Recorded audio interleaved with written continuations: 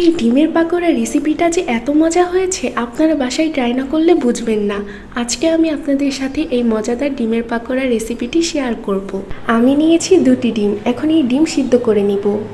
ডিম সিদ্ধ হয়ে আসলে গ্রেটারের মাধ্যমে ডিম গ্রেট করে নিব।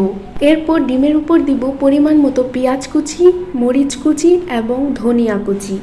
এখন দিব মরিচের গুঁড়া, হলুদের গুঁড়া, জিরার গুঁড়া এবং ধনিয়া গুঁড়া। তারপর দিব পরিমাণ মতো লবণ। এখন দিব পরিমাণ মতো চালের গুঁড়া। তারপর হাত দিয়ে ভালোভাবে মেখে নিব। ভালোভাবে মেখে নিতে হবে। যখন ভালোভাবে মাখানো হয়ে যাবে তখন একটি করে গোল পাকোড়া বানিয়ে নিব। পাকোড়া বানানো হয়ে গেলে একটি ফ্রাই প্যানে পরিমাণ মতো তেল ঢেলে দিয়েছি। এখন একটি একটি করে পাকোড়া ফ্রাই প্যানে দিয়ে দিব। এই রেসিপিটা কিন্তু বাসায় আপনারা অবশ্যই ট্রাই করবেন। এখন একটি একটি করে পাকোড়া উল্টিয়ে দিব এবং ভালোভাবে ভেজে নিব। এই তো ডিমের পাকোড়া হয়ে গেছে। এটা খেতে অনেক মজা।